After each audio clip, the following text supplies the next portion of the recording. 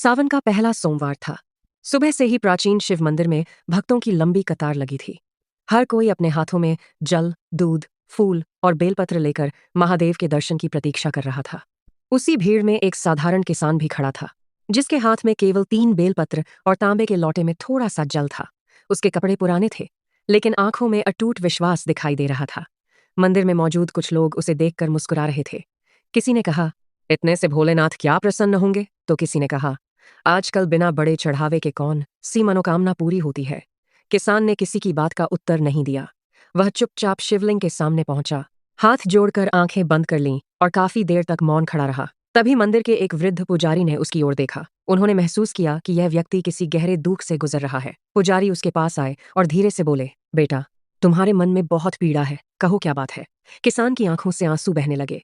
उसने कहा, बाबा, मैं वर्षों से महादेव की पूजा करता आ रहा हूँ, लेकिन आज मुझे पता चला कि मैं हर बार एक ऐसी गलती करता रहा जिसे मैं कभी समझ ही नहीं पाया।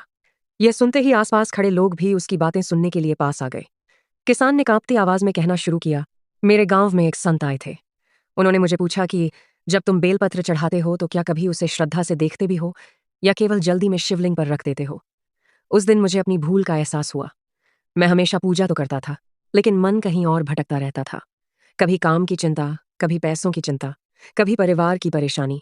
हाथ तो भगवान की पूजा करते थे, लेकिन मन संसार में उलझा रहता था। संत ने मुझे समझाया कि बेलपत्र केवल एक पत्ता नहीं है, यह अपने अहंकार, क्रोध और स्वार्थ को भगवान के चरणों में समर्पित करने का प्रतीक है। यदि मन शुद्ध नहीं है तो सबसे बड़ा चढ़ावा भी अधूरा है, और यदि मन सच्चा है तो एक छोटा सा बेलपत्र भी भगवान तक पहुंच जाता है। किसान की बातें सुनकर पूरा मंदिर शांत हो गया। कोई कुछ नहीं बोल रहा था। तभी किसान ने अपने हाथ में रखे 3 बेलपत्र लोगों को दिखाए। उसने कहा, देखिए, आज मैं इन्हें केवल पत्ते समझकर नहीं लाया हूं। पहला बेलपत्र अपने अहंकार को छोड़ने के लिए है, दूसरा अपने क्रोध को महादेव के चरणों में समर्पित करने के लिए, और तीसरा अपने पूरे विश्वास को भगवान को अर्पित करने के लिए। इतना कहकर उसने पहला बेलपत्र शिवलिंग पर रखा और आंखें बंद करके प्रार्थना करने लगा। मंदिर में ऐसा सन्नाटा छा गया मानो समय रुक गया हो। तभी भीड़ में खड़े एक छोटे बच्चे ने अपने पिता से पूछा, पिताजी, क्या भगवान सचमुच केवल मन का भाव देखते हैं? पिता के पास कोई उत्तर नहीं था।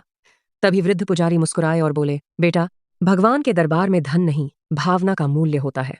जिसने यह बात समझ ली, उसने पूजा का वास्तविक अर्थ समझ लिया।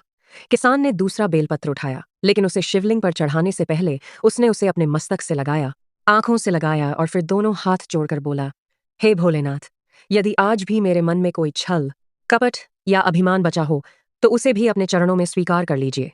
उसकी आवाज सुनकर कई लोगों की आंखें नम हो गईं।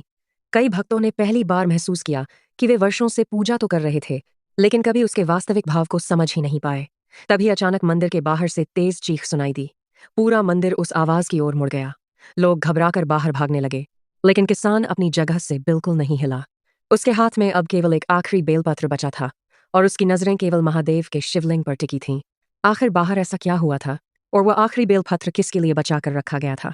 यही रहस्य आगे की कहानी में खुलता है। मंदिर के बाहर पहुंचे लोगों ने देखा कि एक युवक अपनी वृद्ध मां को सहारा देकर सीढ़ियां चढ़ाने की कोशिश कर रहा था। मां कई दिनों से गंभीर रूप से बीमार थी और चल भी नहीं पा रही थी। युवक की आंखों में आंसू थे। वह बार बार कह रहा था, मैंने हर जगह इलाज कराया, हर दरवाजा खटखटाया, लेकिन अब आखिरी उम्मीद लेकर भोलेनाथ के चरणों में आया हूं। भीड़ धीरे धीरे शांत हो गई। तभी किसान भी मंदिर से बाहर आया। उसने युवक की ओर देखा और बिना कुछ पूछे उसके कंधे पर हाथ रख दिया।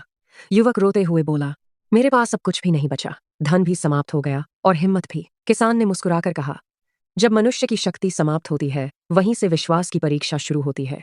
फिर उसने अपने हाथ में रखा आखिरी बेलपत्र देखा और बोला, मैं इसे अपनी मनोकामना के लिए लाया था, लेकिन आज लगता है कि इसकी आवश्यकता तुम्हें मुझसे अधिक है। युवक ने तुरंत कहा, नहीं बाबा, ये आपका है। किसान ने उत्तर दिया, भगवान के दरबार में जो दूसरों के दुख को अपना समझ ले, उसकी पूजा सबसे पहले स्वीकार होती है।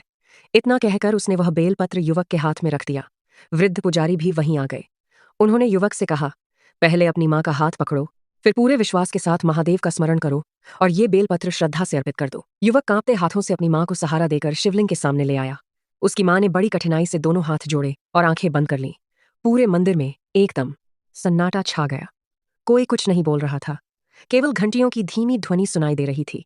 युवक ने आंसुओं से भरी आंखों के साथ बेलपत्र शिवलिंग पर अर्पित किया और बोला, हे भोलेनाथ, यदि मेरी भक्ति में सच्चाई है तो मुझे मेरी माँ की सेवा करने की शक्ति देना। उस क्षण वहां उपस्थित हर व्यक्ति भावुक हो उठा। कुछ ही देर बाद वृद्ध माँ ने धीरे धीरे अपनी आंखें खोली। उन्होंने अपने बेटे का हाथ कसकर पकड़ लिया और मुस्कुराकर कहा, बेटा डर मत, भगवान पर विश्वास कभी मत छोड़ना।